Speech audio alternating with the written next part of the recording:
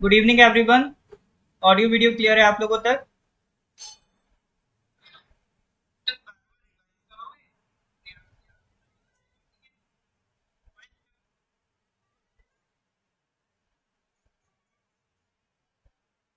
एक मिनट, अभी आप 2 मिनट वेट करिए, 2 मिनट में हम स्टार्ट कर रहे हैं।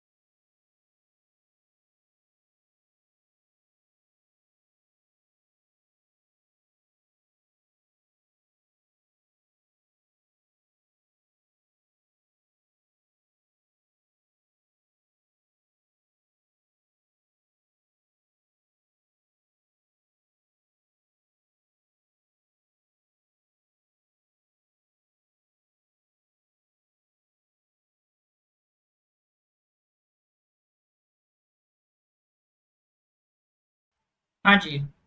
एक्चुअली बाय मिस्टेक कल का लिंक शेयर हो गया था बाकी ग्रुप्स पे। ठीक है, अभी मैंने आज का लिंक शेयर कर दिया है, तो उससे अब आप लोग ज्वाइन कर सकते हैं। हाँ, तो ऑडियो वीडियो क्लियर है ना आप लोगों तक?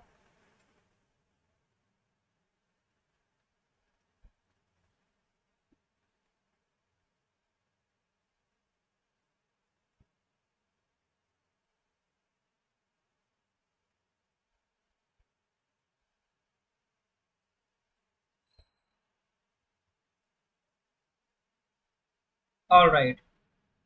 मेरा व्हाट्सएप नंबर, ठीक है, स्क्रीनशॉट ले लेना, लिख रहा हूँ, एक मिनट रुकना।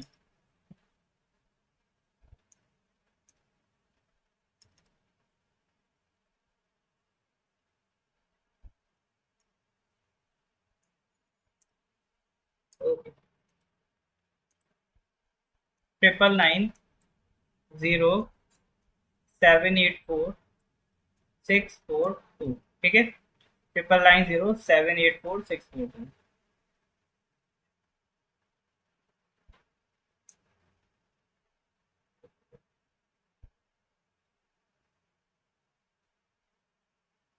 Okay,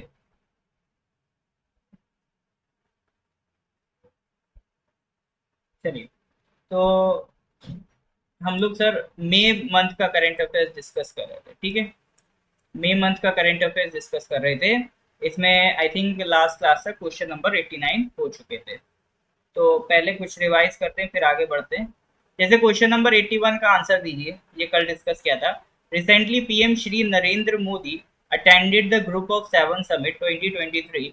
it was held in which of the following countries? बताइए, G7 समिट कहाँ पर हुआ था? ऑस्ट्रेलिया, यूके, कनाडा या फिर जापान?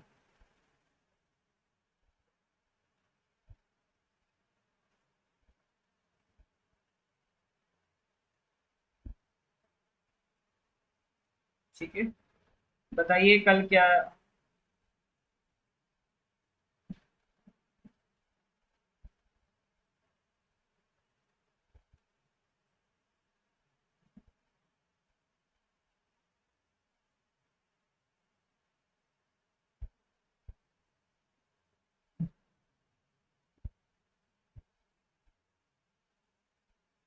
हाँ जी,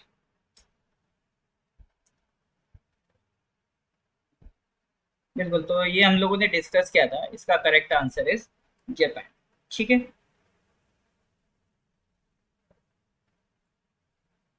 तो 89 तक हम लोगों ने डिस्कस कर लिया था। हाँ, लास्ट क्वेश्चन ये 89 था। 12 point action plan, which of the following countries has announced a 12 point action plan to strengthen its partnership with Pacific island countries, India, USA, Japan और ऑस्ट्रेलिया। तो इसका करेक्ट आंसर इज इंडिया। ठीक है, correct answer क्या है? India. Okay, ठीक है, तो ये 89 तक हम लोगों ने कर दिया था लास्ट क्लास में। आज हम लोग क्वेश्चन नंबर 90 से स्टार्ट करते हैं। ठीक है, तो मेरा क्वेश्चन नंबर 90 आपके सामने। Recently, which of the following countries has won the 2023 Sudirman Cup title? बताइए, which of the following countries has won the 2023 Sudirman Cup title? India, south Korea, Japan या फिर आपका चाइना।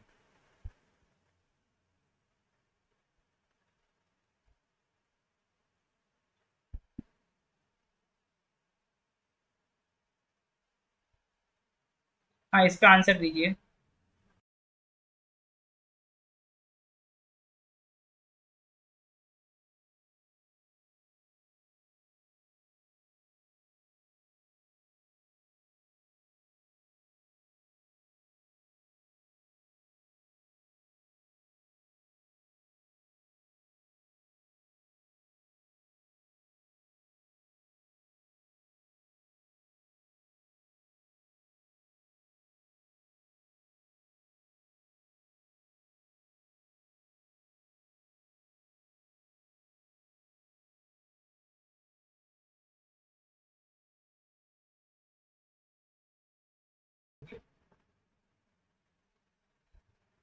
तो question number 90 correct answer is China. ठीक है, question number 90 correct answer is China.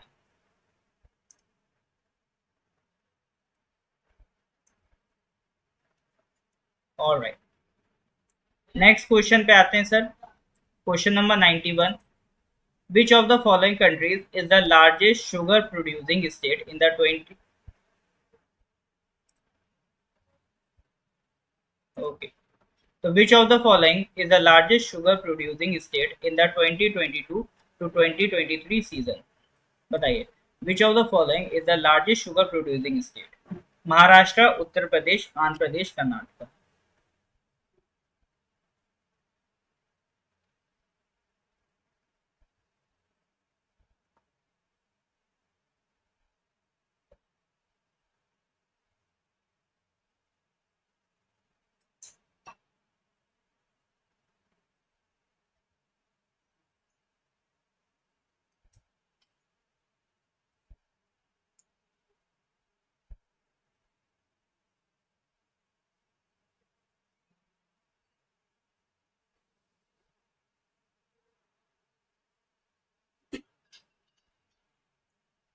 देखो, sugar के मामले में अगर हम बात करें तो उत्तर प्रदेश नंबर 1 पे है, क्योंकि हमारे पास यूपी में शुगर केन का जो प्रोडक्शन है वो इंडिया में सबसे हाईएस्ट है। हाईएस्ट इंडिया में सबसे ज्यादा शुगर केन का प्रोडक्शन उत्तर प्रदेश में है, इसीलिए इंडिया में सबसे ज्यादा शुगर केन आपको कहाँ मिलेगी?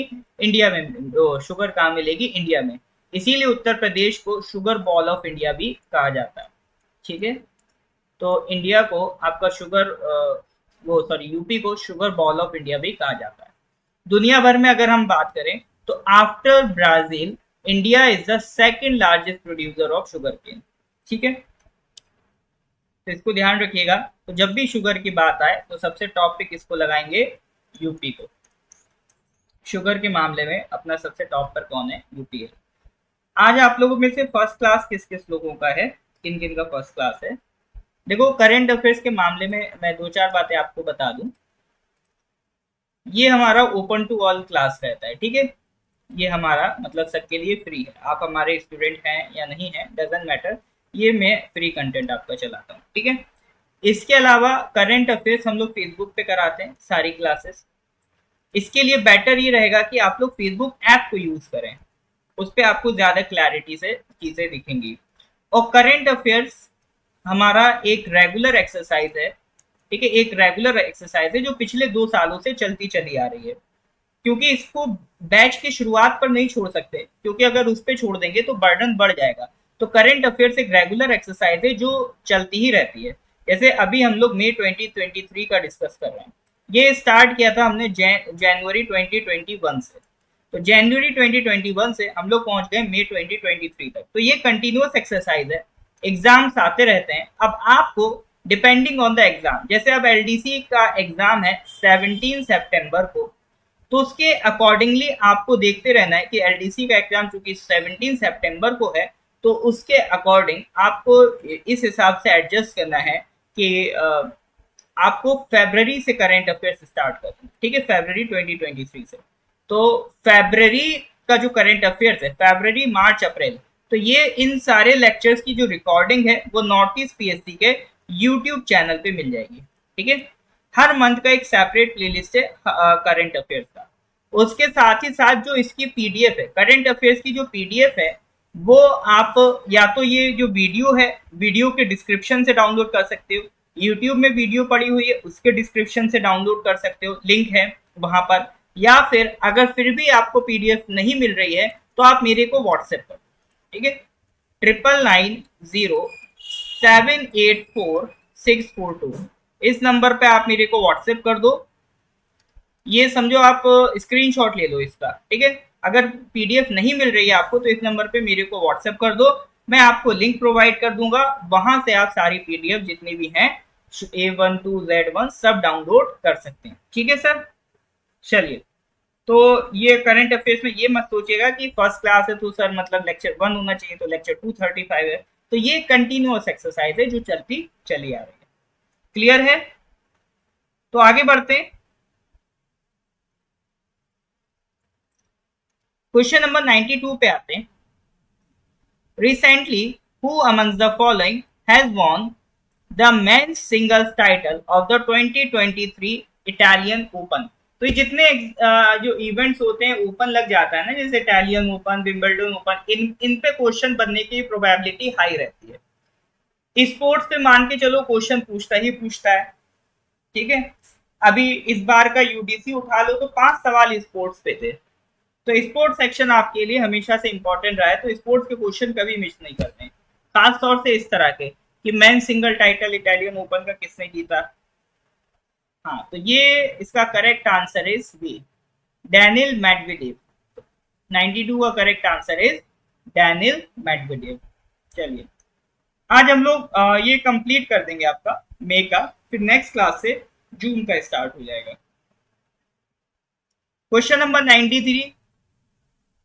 Recently, it was informed that Prime Minister Shri Narendra Modi will install a Sengol, the symbol of transfer of power, in the new Parliament building. Historically, it was a traditional practice during the rule of which of the following dynasties?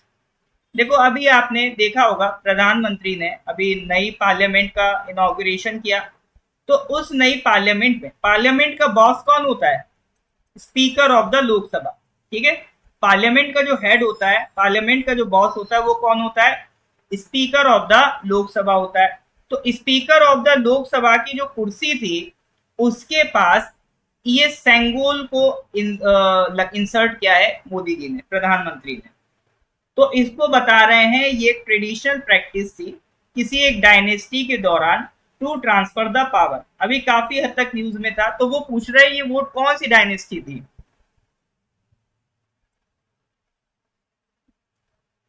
हाँ जी sir, तो बिल्कुल correct answer is Chola dynasty.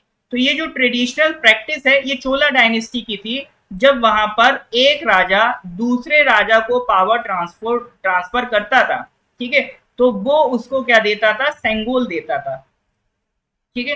तो इसी तरह से ये सेंगोल एक प्रतीक रहेगा, एक सिग्निफिकेंस रहेगा जब पावर ट्रांसफर होगी।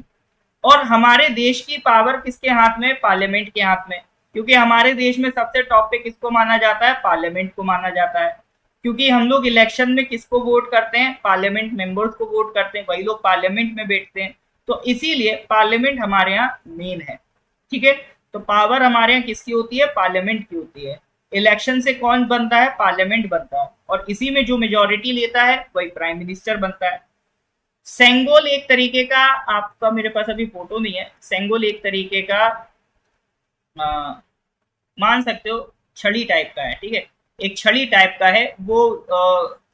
ट्रांसफर ऑफ ओनरशिप को क्या कहते हैं, सिग्निफाई करता था कि एक राजा जब दूसरे राजा को पावर देता था तो उस सेंगोल के जरिए देता था। तो ऐसा कहा जाता है कि जब माउंट बैटन ने नेहरू को पावर ट्रांसफर करी थी, तो माउंट बैटन ने भी नेहरू को सेंगोल दिया था। ठीक है, ऐसा सरकार कह रही है। ठीक है, तो Sengol is profound in meaning derived from the Tamil word Semmai. It means righteousness. It is made of gold or silver and was often decorated with precious stones. तो ये चोला डायनेस्टी की ट्रेडिशन है जिसको मोदी जी ने अब पार्लियामेंट में इंसर्ट कर दिया। ये किससे रिलेटेड है? चोला एम्पायर से रिलेटेड है। One of the longest ruling and most influential dynasties in south India. ठीक है, तो आज का जो तमिलनाडु है, केरला है, कर्नाटक है, आंध्र प्रदेश है, तेलंगाना है, उड़ीसा है और श्रीलंका है, यहां तक ये आपका एम्पायर फैली हुई थी 9th सेंचुरी से 13th सेंचुरी। 4 सदियों तक इनका एम्पायर रहा था। ठीक है, इसलिए इनको इंपीरियल चोलास भी कहते हैं। ठीक है, तो उनके पास एक ट्रेडिशन होता था कि वो सेंगोल को हैंड ओवर करते थे from one king to another as a mark of succession and legitimacy. ठीक है, चलिए, तो ये ध्यान रखिएगा रिगार्डिंग सेंगोल। तो क्वेश्चन बनेगा तो बहुत डिटेल में नहीं पूछेगा कि सेंगोल का वजन कितना है, सेंगोल की लंबाई कितनी है ना। एक रॉड मान सकते हो, Sengol is a kind of rod, है ना। तो उस पर सवाल सवाल बनेगा तो यही बनेगा कि it is related to basically Chola dynasty. हाँ, तो समझ में आ रहा है कि नहीं आ रहा है? यस और नो? क्लियर है तो sir please give me thumbs up. यहाँ तक चीजें समझ में आ रही तो give me thumbs up, otherwise फिर हम लोग आगे बढ़ते हैं अगले क्वेश्चन की तरफ।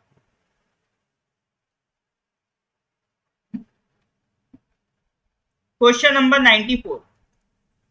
Recently, which of the following countries has successfully test launched a liquid-fueled ballistic missile named Khyber? Khyber full form क्या है? खरोम शहर 4 बैलिस्टिक मिसाइल, है ना। खैबर नाम की बैलिस्टिक मिसाइल है, ये किस कंट्री ने लॉन्च की है? ईरान, तुर्की, इजिप्ट या फिर ओमान?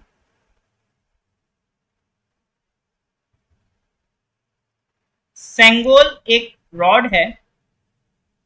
ठीक है, सेंगोल एक रॉड है जो चोला डायनेस्टी में यूज होती थी। जब एक राजा दूसरे राजा को पावर ट्रांसफर करता है, ठीक है, एक राजा जब दूसरे राजा को पावर ट्रांसफर करता था तो सेंगोल मार्क करती थी उस पावर ट्रांसफर को। ठीक है, जैसे मान लो आपको जैसे जब ग्रेजुएट किया जाता है तो आपकी ग्रेजुएशन कैसे मार्क की जाती है? आपको डिग्री दी जाती है ना।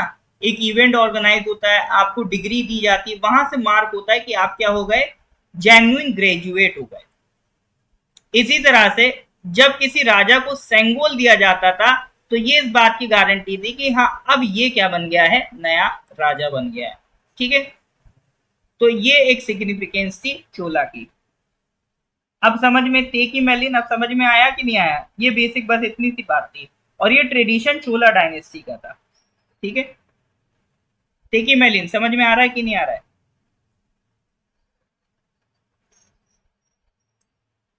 तो खैबर नाम की बैलिस्टिक मिसाइल किस कंट्री ने अभी लॉन्च की है? तो ध्यान रखेंगे ईरान ने लॉन्च की है। ठीक है, ईरान ने लॉन्च की है। अच्छा, ईरान की कैपिटल क्या है? जल्दी से मेरे को बताएं, ईरान की कैपिटल क्या है?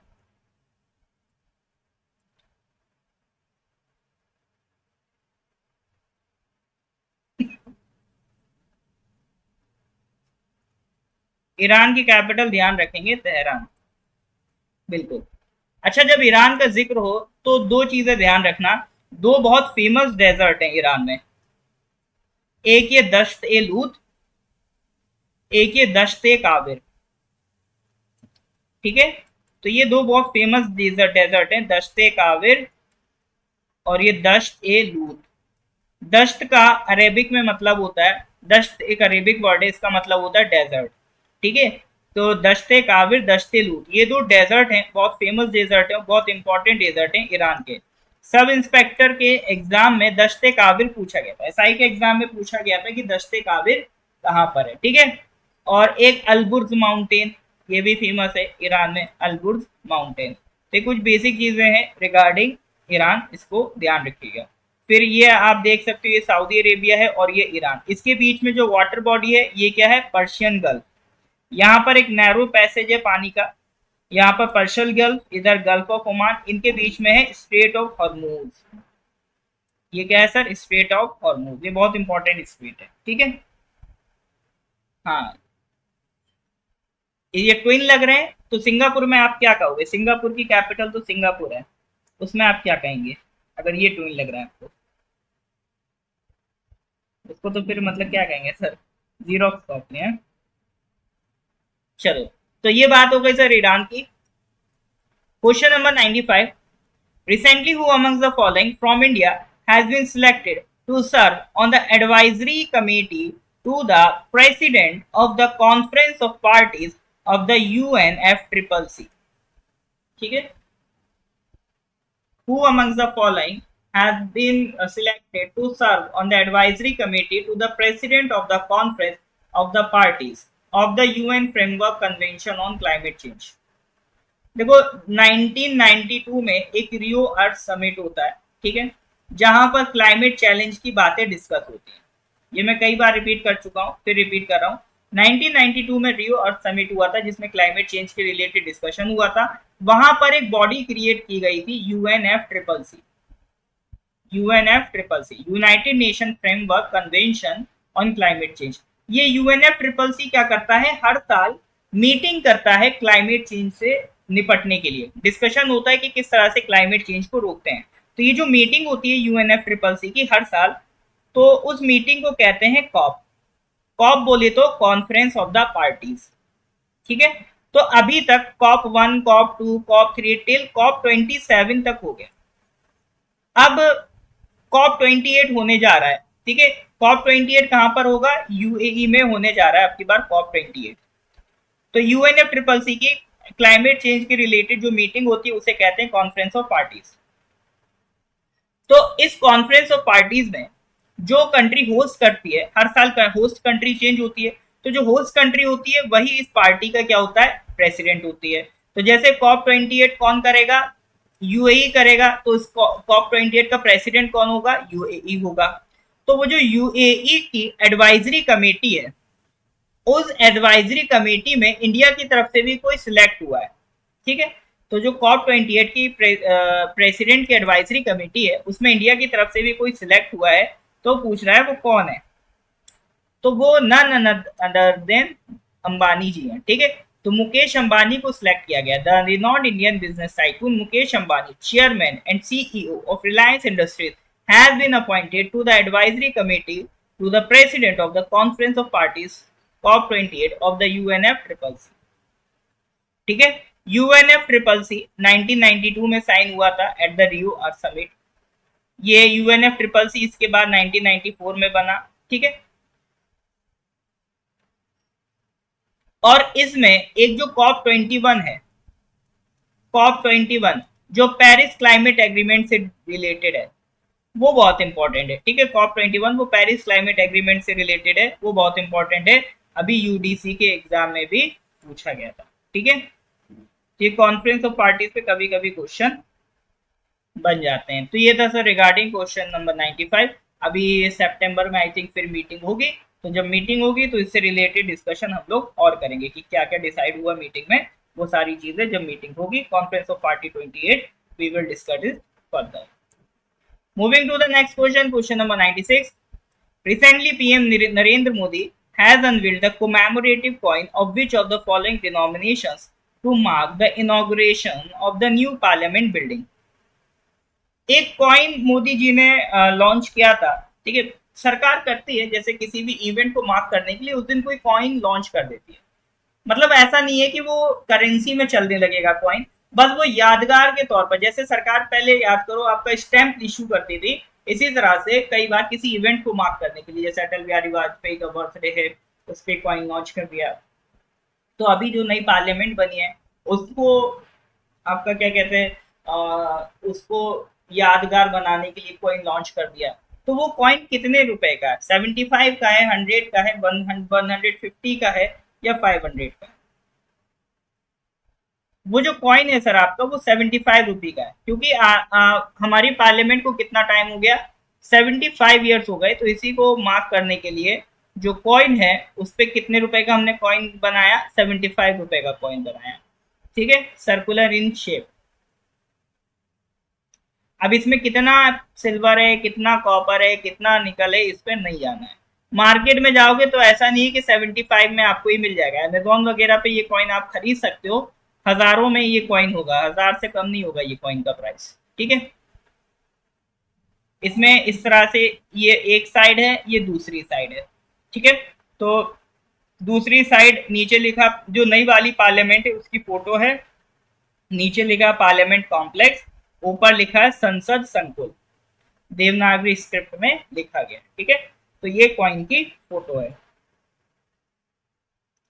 तो ये नहीं सोचना कि मार्केट में चलने लगा है या फिर अपन जाएंगे 75 रुपी का खरीद लेंगे, तो ये नाम के लिए 75 का, खरीदने जाओगे तो 1000 रुपए से कम का कोई आपको बेचेगा नहीं। ठीक है, चलो जी, तो ये पार्लियामेंट बिल्डिंग का कॉइन है। Moving to the next question, question number 97। Recently, who among the following has been appointed as the new Central Vigilance Commissioner? Who among the following has been appointed as the new CVC? Praveen Kumar Srivastava, Suresh N Patel, Hasmukh Adhia, या फिर हेमंत कुमार?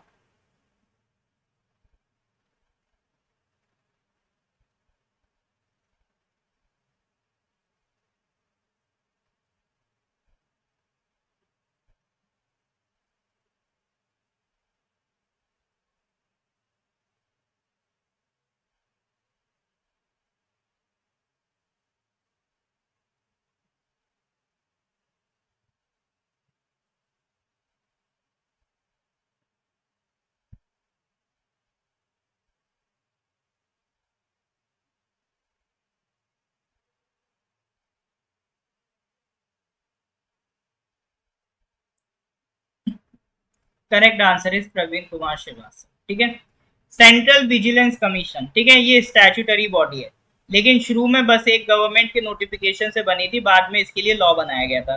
तो बनी तो सारी वैसे ये 1964 में थी। एक क्वेश्चन सीबीसी पे ये बन सकता है कि ये किस कमेटी के रिकमेंडेशन पे बनी थी, तो के सांथानाम कमेटी के रिकमेंडेशन पे ये बनी थी 1964 पे। ठीक है, उसके बाद आगे चल के इसके लिए एक लॉ बना दिया गया। ठीक है, लॉ का नाम था सीबीसी एक्ट ऑफ 2003। तो इसके बाद जब ये इसके लिए लॉ बन गया तो ये प्रॉपर गवर्नमेंट की क्या कहते हैं, एक स्टैट्यूटरी बॉडी बन गई। विजिलेंस, विजिलेंस का मतलब होता है किसी पर नजर रखना। तो इंडिया की सबसे टॉप विजिलेंस इंस्टीट्यूशन है, किसी भी एग्जीक्यूटिव अथॉरिटी से फ्री ऑफ कंट्रोल रहती है। ठीक है, सारे ही सेंट्रल गवर्नमेंट, स्टेट गवर्नमेंट के डिपार्टमेंट्स को ये आपका नजर रख सकती है। और ये डायरेक्ट किसको रिपोर्ट करेगी, पार्लियामेंट को रिपोर्ट करेगी। अपनी रिपोर्ट किसको सबमिट करेगी ये कमीशन, ये करेगी आपका प्रेसिडेंट ऑफ इंडिया को। ये इन्वेस्टिगेशन नहीं करते हैं। ठीक है, इनकी खुद की कोई टीम नहीं होती है, ये या तो क्या करते हैं, सीबीआई के ऑफिसर्स उठाएंगे। ठीक है, सीबीआई के ऑफिसर्स को यूज करेंगे और उसको बस अपने ऊपर नजर रखेंगे। ठीक है, वो सीबीआई का ऑफिसर सीबीसी के हिसाब से काम करेगा, या फिर गवर्नमेंट ऑफिस में कुछ चीफ विजिलेंस ऑफिसर्स होते हैं, उनकी मदद से ये काम करते हैं। इनका खुद का अपना कोई स्टाफ नहीं होता है ना। प्रिवेंशन ऑफ करप्शन एक्ट 1988 के तहत इंक्वायरी करने की इनके पास पावर होती है। तो काफी हद तक ये ऑटोनोमस बॉडी है, और सबसे बड़ी बात ये स्टैट्यूटरी बॉडी है। जब बनी थी तो एक एग्जीक्यूटिव बॉडी थी, गवर्नमेंट की एक नोटिफिकेशन से बन गई थी, सांथानाम कमेटी की रिकमेंडेशन से, और आगे चल के इसके लिए लॉ बना दिया गया सीबीसी एक्ट ऑफ 2003। ठीक है, तो कुछ बेसिक फैक्ट्स हैं रिगार्डिंग सेंट्रल विजिलेंस कमीशन। इसका जो मेन हेड होता है उसे कहते हैं सेंट्रल विजिलेंस कमिश्नर। उसको कौन अपॉइंट करता है? ऑब्वियसली बात, प्रेसिडेंट अपॉइंट करते हैं। लेकिन प्रेसिडेंट किसकी रिकमेंडेशन पे करते हैं? तो एक कमेटी बनती है जिसमें 3 लोग होते हैं, प्राइम मिनिस्टर होते हैं, होम मिनिस्टर होते हैं और लीडर ऑफ अपोजिशन होते हैं। ठीक है, तो प्राइम मिनिस्टर, होम मिनिस्टर और लीडर ऑफ अपोजिशन, इन तीनों से मिलकर एक कमेटी बनती है और वो कमेटी रिकमेंड करती है प्रेसिडेंट को कि इस पर्सन को सेंट्रल विजिलेंस कमिश्नर बनाओ। जो भी पर्सन अपॉइंट होगा तो 4 साल तक वो ऑफिस को होल्ड कर सकता है। और सेंट्रल विजिलेंस कमिश्नर को हटाने का प्रोसीजर आसान नहीं है, उसके लिए प्रॉपर आपका एक ही ग्राउंड है। जैसे प्रेसिडेंट के लिए है, एक ही ग्राउंड पे हटा सकते हैं अगर प्रेसिडेंट कॉन्स्टिट्यूशन को वायलेट करे, तो इसी तरह से सीवीसी को on the ground of misbehaviour तभी हटा सकते हैं। लेकिन उसके लिए भी सुप्रीम कोर्ट प्रॉपर एक इंक्वायरी करेगी और अगर सुप्रीम कोर्ट रिकमेंड करेगी तभी उसको हटाया जा सकता है। ठीक है, बाकी वो खुद जाना चाहे तो प्रेसिडेंट को साइन रिजाइन करके भी जा सकता है। ठीक है, तो that was something about central vigilance commissioner. चलो जी, ये बातें समझ में आ रही है कि नहीं आ रही है? यस और नो? ऐसा तो नहीं मैं बस अपने आप से बोला जा रहा हूँ। क्लियर है कि नहीं सी सर? यहाँ तक चीजें क्लियर है तो please give me thumbs up. हाँ जी, तो देखो ये जो क्लास है इसमें हम लोग करंट अफेयर्स तो डिस्कस करते हैं, साथ ही साथ उससे रिलेटेड जो भी जीके के टॉपिक्स हैं, उससे जो भी टच होते हुए जीके का मटेरियल है जो आपसे एग्जाम में पूछा जा सकता है, जिसको कहते हैं स्टैटिक क्वेश्चन, वो भी यहाँ पर आपका चलता रहेगा, है ना। तो उससे दो फायदे होते हैं, तो आपका स्टैटिक रिवाइज होता रहता है, साथ ही साथ बहुत सी ऐसी एक्स्ट्रा चीजें मिलती रहती हैं जो हम लोग अपने रेगुलर सिलेबस में कवर नहीं करते हैं। ठीक है,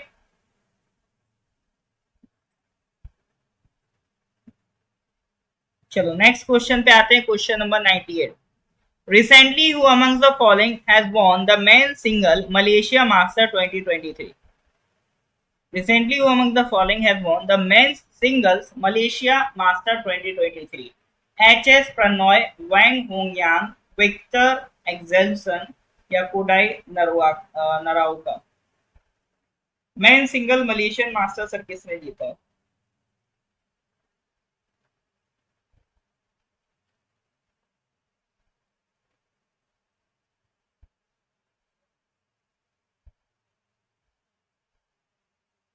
हाँ, मैन सिंगल मलेशिया टाइटल आपका किसने जीता है? इट हैज बीन वोन बाय एच एस प्रणॉय। ठीक है, एच एस प्रणॉय ने जीता। कहाँ पर? कुआलालंपुर में। मलेशिया की कैपिटल है कुआलालंपुर।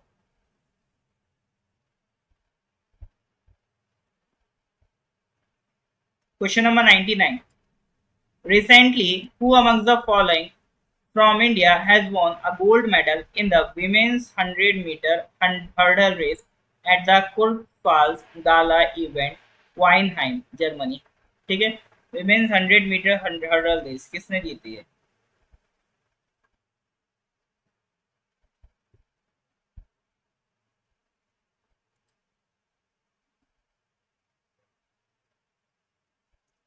करेक्ट आंसर इज ज्योति या राजी। ठीक है, जो 100 मीटर जो अभी जर्मनी में विमेन हर्डल रेस हुई है वो किसी ने जीती है? ज्योति या राजी ने जीती है। Question number 100। Recently, PM Shri Narendra Modi has inaugurated India's new parliament building. It is designed by who amongst the following? अभी मोदी जी ने नई पार्लियामेंट बिल्डिंग डिजाइन की है, इनॉग्रेट की है, तो इसको किसने डिजाइन किया? जैसे पिछली वाली जो बिल्डिंग थी उस एडवर्ड ल्यूटियन का आपने नाम सुना होगा, उसे ल्यूटियंस दिल्ली भी इसीलिए कहते थे क्योंकि वहां पर जो आपका बिल्डिंग्स है, प्रेसिडेंट का हाउस, पार्लियामेंट, जो भी गवर्नमेंट की मिनिस्ट्रीज हैं, नॉर्थ ब्लॉक, साउथ ब्लॉक, वो सब किसने डिजाइन किया था? एडवर्ड लुटियन ने। ठीक है, अब हम बात करें नई बिल्डिंग की। अच्छा, इससे रिलेटेड पार्लियामेंट पे जो भी पोटेंशियल क्वेश्चन है, जो भी क्वेश्चन बन सकते थे, मैंने एक लिस्ट भी आपको प्रोवाइड कर दी थी नंबर क्वेश्चन की, है ना, वो यूडीसी से पहले। तो अभी जो एलडीसी में भी इंपॉर्टेंट है तो मैं दोबारा से फिर प्रोवाइड कर दूंगा वो लिस्ट। ठीक है, हाँ, ये विमल नहीं है, विमल है। ठीक है, इस बार की जो बिल्डिंग है वो किसने डिजाइन की है? बीमल पटेल ने। देखो पहले से कंपेयर करें तो पहले हमारी बिल्डिंग ये इस तरह की गोल थी, अब ट्राइंगुलर है। ठीक है, पहले ये जो पेरीफेरी वाले हिस्से में ऑफिसेस होते थे सारे, और ये बीच में एक सेंट्रल हॉल था, ठीक है। एक ये इधर लोकसभा था, ये इधर आपका राज्यसभा था, ठीक है।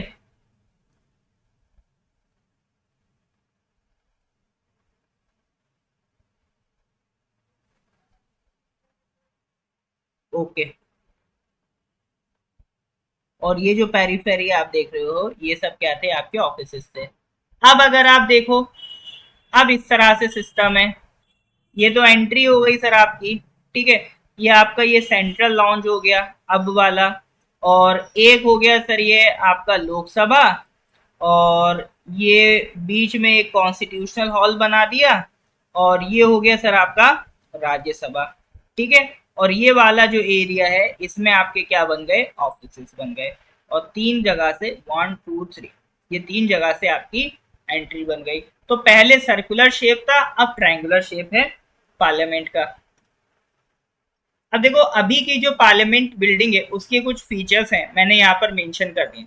जैसे अब की जो बिल्डिंग है वहां पर स्पेस यूटिलाइजेशन को ज्यादा एफिशिएंटली किया गया है, ठीक है। ट्रायंगुलर शेप है तो वो ये इंश्योर करता है कि स्पेस बर्बाद ना हो।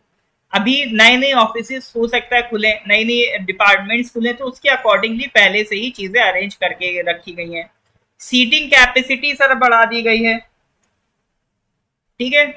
सीटिंग कैपेसिटी, अब जो लोकसभा की कैपेसिटी है 888 सीट्स की हो गई है, राज्यसभा की 384 सीट्स की कैपेसिटी हो गई है।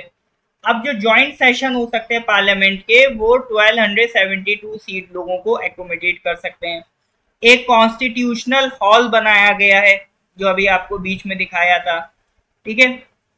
उसके अलावा प्लेटिनम रेटेड ग्रीन बिल्डिंग है, मतलब यहाँ पर ये जो बिल्डिंग है यहाँ पर आपका एनर्जी कंजम्पशन कम होगा। ग्रीन बिल्डिंग उसको कहते हैं जहां पर एनर्जी कंजम्पशन कम हो, ठीक है। कल्चरल इंटीग्रेशन कैसे है, आपको यहाँ पर डिफरेंट डिफरेंट डिजाइन दिखेंगी, रीजनल आर्ट दिखेंगी, क्राफ्ट दिखेंगे, कल्चरल एलिमेंट्स दिखेंगे। इंक्लूसिव बिल्डिंग है। इंक्लूसिव कैसे है कि जो डिफरेंटली एबल्ड लोग हैं वो लोग बहुत इजीली बिल्डिंग को एक्सेस कर पाए, उसका भी ध्यान दिया गया है, ठीक है। जैसे दुनिया भर में सबसे बेस्ट कंट्री जो डिफरेंटली एबल्ड के लिए वो है जापान, तो कोशिश की गई है पार्लियामेंट भी इस तरह की बिल्डिंग बने।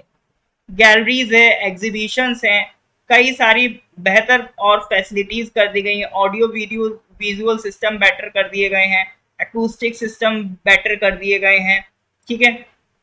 उसके अलावा डिजाइन सिंबॉलिक है। आपको इंटीरियर इंडिया का नेशनल बर्ड पीकॉक से इंटीरियर सिंबॉलिक है लोकसभा, और जो राज्यसभा है वो नेशनल फ्लावर लोटस से सिंबॉलिक है। और सेंगोल को भी इंस्टॉल किया गया है, that marks the symbol of power transfer. तो ये सारी चीजें आपकी पार्लियामेंट में देखने को मिलती हैं। उसके अलावा ये जो पूरा प्रोजेक्ट है इसका नाम क्या था, सेंट्रल विस्टा प्रोजेक्ट। यानी जितना पहले जिस एरिया को ल्यूटियंस दिल्ली कहते थे उसको दोबारा से रिवैम्प किया जा रहा है, दोबारा से डेवलप किया जा रहा है। उसी ल्यूटियंस दिल्ली को अब क्या कहा जा रहा है, सेंट्रल विस्टा कहा जा रहा है। इसमें आपका राष्ट्रपति भवन आता है, पार्लियामेंट की बिल्डिंग आती है, नॉर्थ एंड साउथ ब्लॉक आते हैं। नॉर्थ एंड साउथ ब्लॉक क्या है, ये मतलब बिल्डिंग्स हैं जहां पर गवर्नमेंट के ऑफिसेस हैं, ठीक है। तो 1911 में जब किंग जॉर्ज ने अनाउंस किया था कि हम दिल्ली आएंगे, तो उस टाइम कैलकाटा से कैपिटल को दिल्ली शिफ्ट कर दिया गया था, ठीक है। किंग जॉर्ज 5 के कोरोनेशन को होस्ट करा गया था। उसके अलावा एडवर्ड ल्यूटियंस, जिसको माना जाता है for his strong adherence to European classicism, एक था ल्यूटियन एक था बेकर, इन दोनों ने मिलके एक बेहतरीन सा आर्किटेक्चर इंडिया में डेवलप किया जिसे क्या कहते हैं हम लोग, Lutyens Delhi, design by both Lutyens and baker. अब इसी को फिर से रिवैम्प किया जा रहा है और यही क्या बन गया, सेंट्रल विस्टा, ठीक है।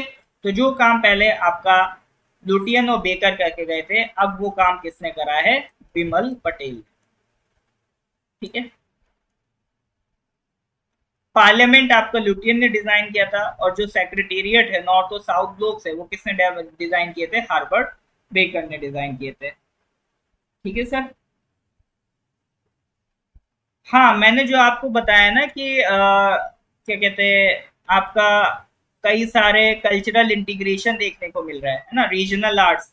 तो एक मुराल भी है, मुराल मतलब जो वॉल पे पेंटिंग होती है उसे मुराल कहते हैं। वो एक अखंड भारत की एक मुराल पेंटिंग है, वो भी लगाई गई है। ठीक है, तो ये कुछ बेसिक बेसिक चीजें हैं रिगार्डिंग अवर सेंट्रल विस्टा प्रोजेक्ट। ठीक है, इसी प्रोजेक्ट का नाम सेंट्रल विस्टा प्रोजेक्ट है, जिसमें पूरा पार्लियामेंट और आसपास के एरिया को रिवैम्प किया जा रहा है। जैसे पहले राजपथ था, उसका नाम पहले पहले उसको किंग्स वे कहते थे, फिर बाद में उसका नाम राजपथ पड़ गया। ठीक है, जो आपका इधर से क्या कहते हैं,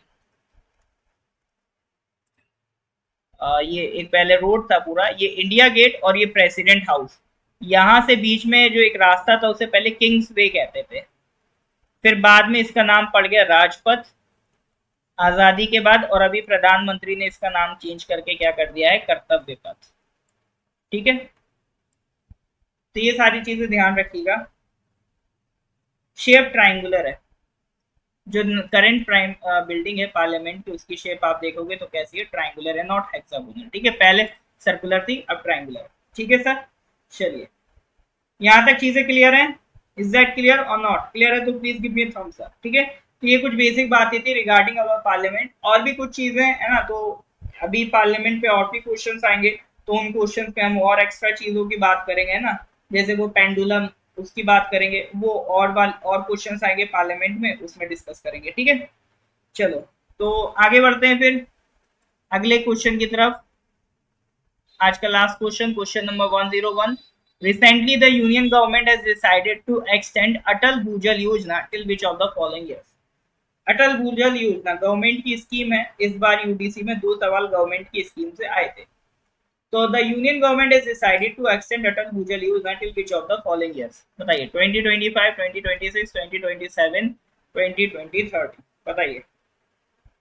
The union government has decided to extend Atal Bhujal Yojana till which of the following years?